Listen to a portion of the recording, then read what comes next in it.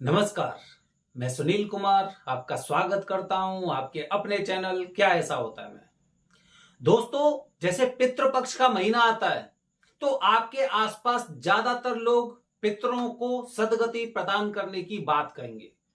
जीवन में किसी भी तरह की समस्या के लिए या फिर किसी भी तरह की खुशहाली के लिए हमारे पितृ भी एक अहम भूमिका निभाते हैं।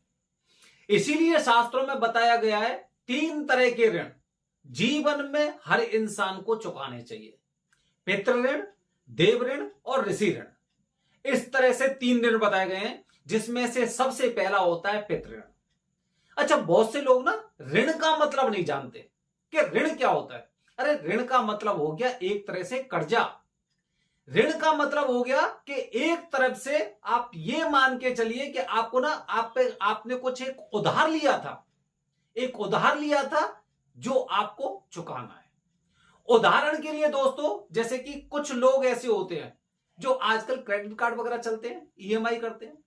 जैसे ही स्टेटमेंट बनता है तो उसके बाद उन्हें उस पीरियड तक बिल भरना होता है। अगर नहीं भरेंगे तो क्या होगा, वो आप पे इंटरेस्ट लगाता जाएगा और वो आपको एक बार फिर इतना अमाउंट पे करना पड़ेगा कि घर और वार दोनों बिक जाते हैं। इसी तरह से दोस्तों, अगर किसी इंसान ने किसी से कभी कर्जा लिया है, उदाहरण के लिए आपने अपने आसपास जो लोग होते हैं ना उनसे कर्जा लिया है, तो हर महीने वो आपसे एक इंटरेस्ट लेते हैं, ब्याज लेते हैं।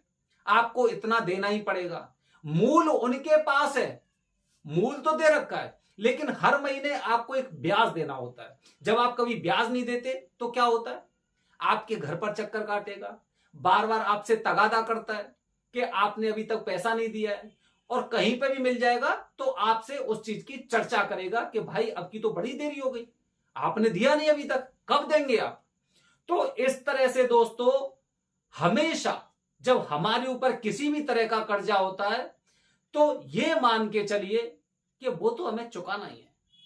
अब जिस तरह से हमारे घर में जिसने हमें धन दिया था, पैसा दिया था, वो आता है, हर महीने आता है, इसी तरह से हमारे पूर्वज, हमारे पितर, वो भी आते हैं। 2 बार आते हैं साल में, क्योंकि उनका हमारे ऊपर ऋण है। वो 2 दिन कौन से होते हैं? एक समय दोस्तों वो होता है जो उनकी पुण्यतिथि का होता है।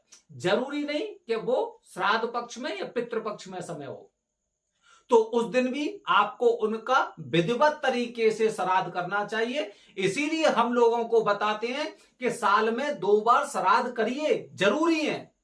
अपना लेकर आएंगे, अपना कर्जा लेने आएंगे, अपनी ब्याज लेने आएंगे, आपको अपना ऋण चुकाना है। इसीलिए उस दिन अगर वो वापस लौट के जाते हैं, सोचिए अगर आपने किसी से धन लिया है और वो बिना ब्याज के वापस लौट कर जाएगा तो आपको 50 तरह की तो गाली सुनाएगा, और उसके पश्चात आपके आसपास बहुत ज्यादा गुस्सा करेगा। तो एक तरह से कैसे हुआ, क्रोधित होकर गया। इसी तरह से जब आपके पितर यहां पर आते हैं, जब उनका पुण्यतिथि होती है और जब उन्हें पिंडा नहीं मिलता है, उनके नाम से तर्पण नहीं होता है, तो क्रोधित होकर जाते हैं और वो श्राप देकर जाते हैं कि तुझ पर जो कर्जा था वो तुझ पर चुकाया नहीं गया। और दूसरा समय होता है दोस्तों पितृपक्ष का।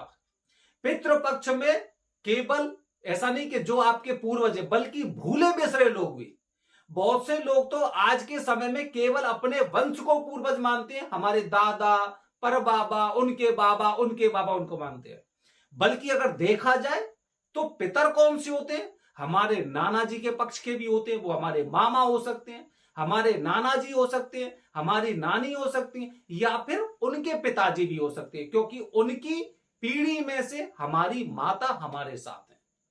इसी तरह से दोस्तों, हमारी बुआ जी का पक्ष हो गया या हमारे फूफा जी का पक्ष हो गया, तो ये भी हमारे पूर्वज ही होंगे। इनके पिताजी, फिर उनके पिताजी, फिर उनके पिताजी। क्यों?